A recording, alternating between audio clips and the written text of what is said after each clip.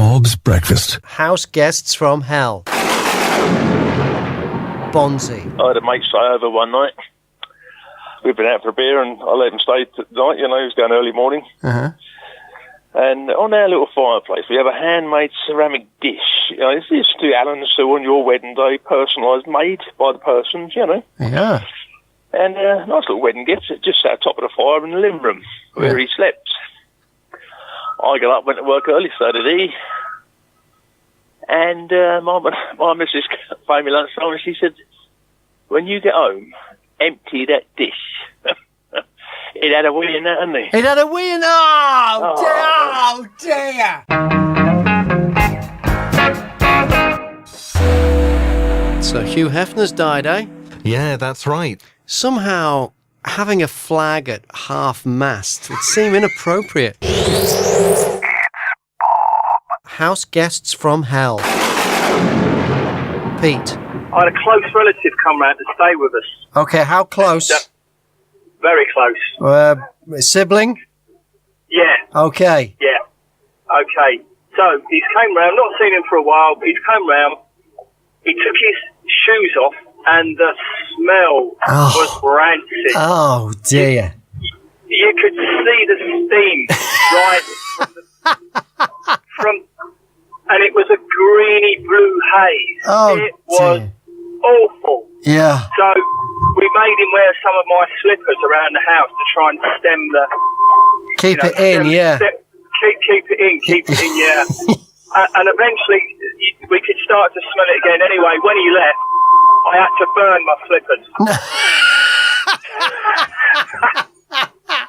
Oh, that's bad. And I could tell you they went up with them. They didn't take much to light them up. Stuff you've done at work to make things just a little more interesting. Paul? I used to work in Ferguson's where they used to make... Do you remember the old-fashioned cameras where you had a little flash bulb, but a cube on the top that used to rotate round? Yeah. Do you remember the little flash cube on your Instamatic, yeah. That's right. Well, we used to manufacture them, and I used to get hold of the little magnesium bulbs before they went into the actual cube that sits on top of the camera. Anyway, I got these little magnesium bulbs, and I lifted up the toilet seat and put 4 of them on the toilet rim. Yeah. Gently lowered the seat down onto them. So then when someone went to the toilet, they sat on the toilet seat and they had big flashes throughout the cubicle. And it caused uproar, and they had a notice, went on the notice board that if you find out who the culprit was, he'll get instant dismissal. And obviously I didn't own up to it, but... Jeez. That would have frightened the life out of someone. They wouldn't have needed laxatives, that's for sure. Yeah. No, it wouldn't.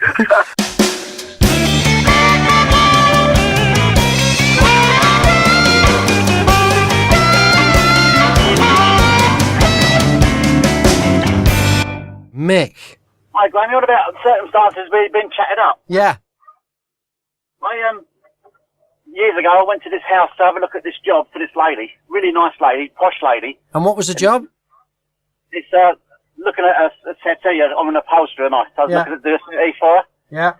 And I walked into the house, beautiful house, and her mum was sitting in the corner. Her mum was in her 60s, well in her 60s.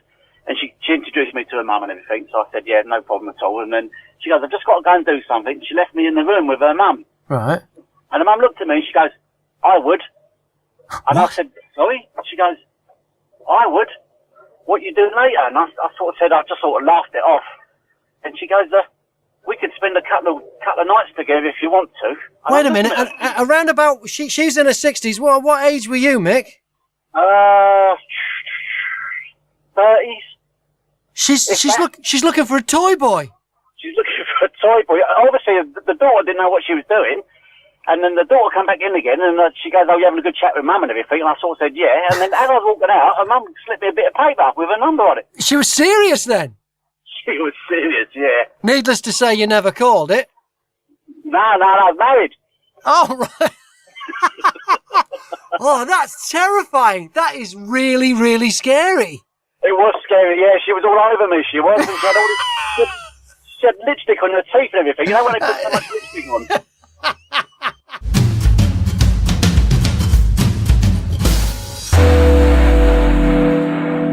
Nigel is an endangered species. Nigel? Yeah, Office of National Statistics have brought out the list of baby names for 2016. Now, they don't know. The numbers are so low, they can't tell you whether the number of babies called Nigel last year was 0, 1, or 2, because they don't measure below 3. Oh, really? Yeah. Ah. All they know for sure is that there were more babies called Elvis last year than called Nigel, because there were 3 Elvises. Oh. Now, this is bizarre, because if you think about last year, Nigel Farage was barely off our TV screens. That's right, yeah. And often when someone's in the news a lot, I mean, how many Kylies were there in the 80s? And Britneys in the 90s? You know, it goes that way. Yeah, absolutely. And with Nigel, I mean, during the war, loads of kids were called Winston. You know, it goes that way when someone's in the media a lot. That baby name jumps up the list. But not so with Nigel. No. More Elvises than Nigel. I mean, Elvis may be dead. Elvis Presley. But unlike Nigel Farage, he's still popular. Weird stuff you've seen on public transport. Simon. I think it's fair to say I've seen my fair number of people have a late night Technicolor yawn in the cubicles. Once someone may do it in one of the bins in the atrium on the train. This is the King's Cross Cambridge line. But I think the oddest one ever was a chap who, by the looks of it, fell asleep or possibly passed out drunk in the toilets on a train. You know, this is the booze train, the 10, 11 o'clock ones out of King's Cross. And, you know, some people were wanting to utilise the facilities. So there was some knocking on the door and, like, trying to get the guy to come out. He'd been there a long time. Like, the train had been going, like, nearly 20 minutes. And eventually, the door opens and out comes an extremely leery, extremely loud, rather not southern accented gentleman who was so drunk he could hardly stand, who then proceeded to tell people where to go, how dare they knock on the toilet and disturb him, and start fisticuffs. Oh, really? Started a scrap all right there on the train with the people that just wanted to use the toilet. How dare they? That made its way halfway down a carriage. I sort of, with a bunch of colleagues who were getting nervous, sort of pushed some people out of the way and pushed them back again.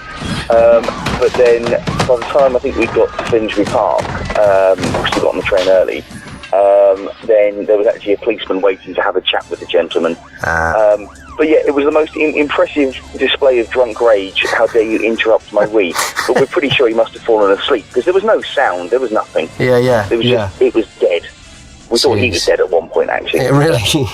Simon, thanks for sharing. No worries. Thank you. Good morning, Julia. Well, unusual ways to hook up. So yes. Mine was the M25. How does someone try and hook up with you on the M25? Right, so it was a few years ago now. It was at the time of the fuel blockade, where the lorries were complaining about the fuel price hikes, and all these lorries were blockading the fuel depots. Right. So you couldn't get fuel. Yeah. And at the time, I was driving quite a thirsty vehicle. Yeah. Anyway, I was sat in a queue, very grumpy on the M25, which is quite standard.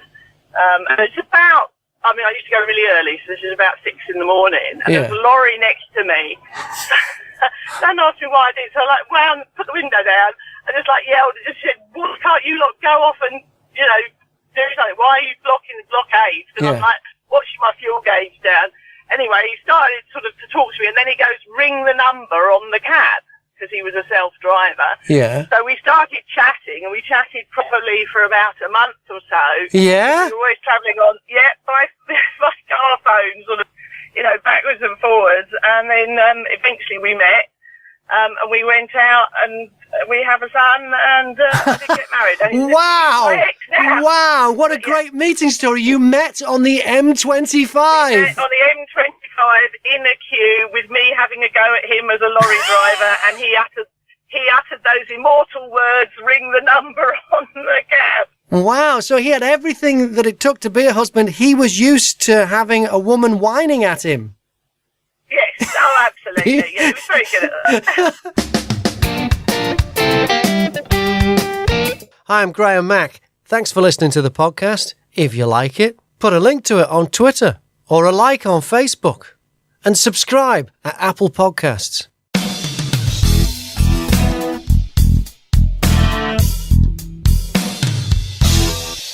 Joe's on the phone. Morning, Joe.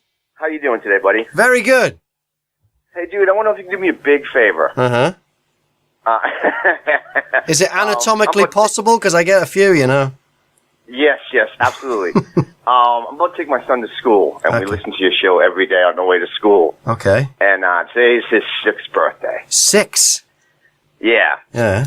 So if you would do me a favor, like in 10 minutes, if you could wish him a happy birthday over the air, that would be amazing.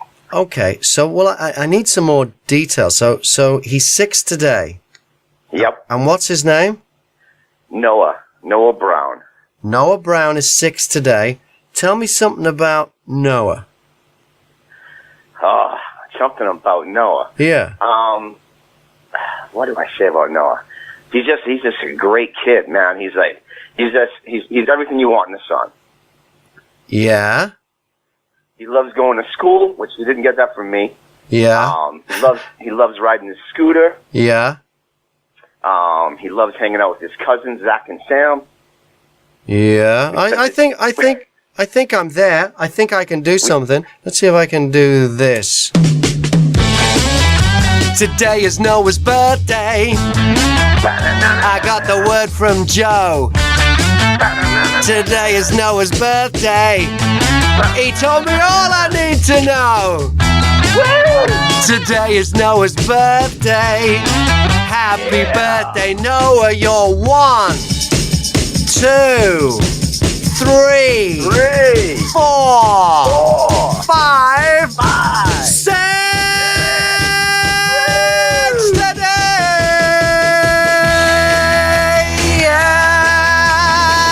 Yes, we're going to a party. Yes, we're going to a party. Yes, we're going to a party, yeah. Happy birthday, Noah! That's awesome, Brown. This is Bob. Chris brought us a great story earlier about a 2-year-old in Asda who got a plastic potty stuck on his head. Now, it had a happy ending. The staff were brilliant.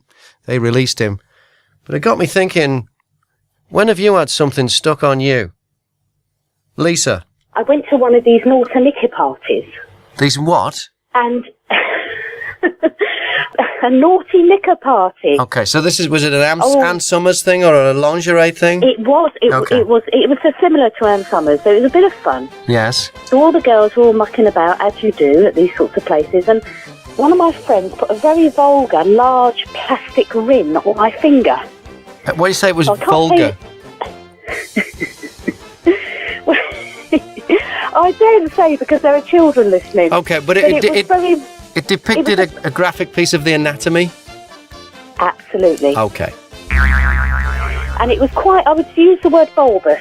Okay. It was huge, but I couldn't get the damn thing off my finger. Right. But it was absolutely horrendous. I'd had a few drinks, everything was great. I didn't even realise until the next morning. Oh, you're still wearing it the next morning? Yes. It's an obscene ring. It certainly is. I had to go to a funeral, Graham. No! That's where I had to go. No! It certainly was. And it was a very, well, it was the funeral of somebody in their 80s, you know. Yes. It wasn't wasn't a family member. No, but still. I was going there to sort of show my respects, etc. And I had this damn thing. I managed to get it off about an hour before the funeral, but the panic within me was just horrific. And what was your plan? Very funny. What was your plan if you couldn't get it off? Were you going to not go, or were you going to go and put your hand in your pocket or something? No, I was going to wear a pair of big mittens I found. I remember I found a big pair of mittens. So there was a plan. I always have a plan. All right, Lisa, thanks for sharing. Thank you. Bye, Graham. Cheers, bye. Bob's Breakfast. And you can listen to us on FM this morning. You can? Yeah. Because, I mean, we broadcast in so many different ways now. I mean, we're on DAB in Hearts, Beds and Bucks. We're on the BOBfm app on the iPhone. We're online, obviously. And we're on FM. There's, a few people still like the old traditional way of listening to us. But we're on FM on different frequencies because we're on different transmitters around the region. Yeah, we've got one in Hitchin, one in Stevenage, one in Welwyn Garden City or near Welwyn Garden. And one on top of the building here. Yeah. But the one, it's called Coal Green. That's right. Is that the Welwyn Garden City one? Yes. Right. We had problems with that on the weekend. We went off the air on that transmitter. If you listened on FM via that transmitter, couple of hours we were off the air. Yeah, people were asking, where have you gone? I'm trying to tune into you in my car. Yeah. Can't find you. And you eventually tracked down the problem. So you were here. What time was this then? So I got here about 8:30 on Saturday morning. Yeah. Walked into the studio, thought there's a load of lights lit up in there that shouldn't be lit up. And I couldn't hear the radio station on 106.9. Right, which is the one for that transmitter. Yeah, that's right. Yeah. So you called the boss? Yeah, called the boss. Woke him up on Saturday morning. I think he was having a lie-in, to be honest. Said, look, we're off the air. He said, oh, okay, right, I'm going to investigate. Got down to the secure hut. I mean, this place is surrounded by bars and barbed wire. You say hut, everything. it's a brick building. It's a pretty substantial thing, and that's where, because a transmitter, you have a mast. Yes. But you also have a transmitter, which is the equipment that makes it happen. That's as technical as we get. Yeah. We don't know what it does. It's magic. It just sends out a signal at the other end. Yeah. So he goes in there, yeah. Yeah, opens the door. He thinks, hang on, what's this buzzing noise? Opens it, and there's a massive wasp's nest. Inside the transmitter hut? Inside. Somehow, they've got into this building and built a nest. I mean, we're not talking about a little fist-sized nest. We're talking about one about the length of your arm. Wow. And there's hundreds of the things in there. Now, you've tweeted a picture, so if we follow... I've retweeted it this morning. Is the BOBfm Twitter retweeted it? No. It's on yours? Okay. It's on mine. So are you going to do that? Well, why don't we put that on the website as well? I mean, I think this is a big news story. I think we could make international news this morning. Radio station, Wasps take radio station off the air. That's a big story. I mean, nature has taken over the radio station. Yes, it has. I think we should get that story out there. I think we could, we already are world famous, but even more world famous for something like this. This is a big, big deal. I mean, fortunately, the boss went in there. He went in there? Wait a second. He risked his life so that people could listen to us this morning? Absolutely. Wow. I didn't think he thought that much of me, that he would risk his life so people could hear me complaining in the morning. But how many wasp stings is it that can kill you? I mean, and who knows if you're allergic? Yeah. So did he have special protection to go in there? A hoodie. He basically opened the door, stuck his hoodie up, so put the hood up on the hoodie, head down, went straight in, without a second thought for his own safety. Yeah. Went towards the power supply. Oh, I see. They'd got in this. The wasps had got in this power supply. That's right. Because a lot of those things, they have like safety switches that cut out that if there's a slight bit of something going on, something not right, and you have to manually reset them. Is that what it was? And this is what happened. Okay, right. So he goes in. He's fighting off the wasps. He's got his hoodie up, and he's reaching out with an arm and a finger to push the button to reset the power supply. And then did we just come back to life? We came back to life, but he said he heard a lot of crackling. Oh, like wasps cooking. In the process. I mean, these transmitters, they use a heck of a lot of power. Oh, yeah. There's a lot of juice goes through there. Okay, right. So he fried but obviously not all of them, just the ones that were in the power supply. Well, that's right. The massive wasp nest is still there. The wasps are still alive, and the queen is still in control. As far as I can tell. Wow. The queen could be plotting our downfall. She may well be. So if we go off the air this morning, you know what it is. Blame the wasps. Yeah. Okay, so what are we going to do? We get some professionals in there today, are we? Well, to go in there and fumigate. as far as I know, we're going to have to get somebody in in full get-up to get this wasp's nest out. Anything could happen. Wow. So if we go up, if you live in that area, listen to us that way. If we go off, give us a call straight away and we'll send the boss back with his hoodie. Bob's Breakfast.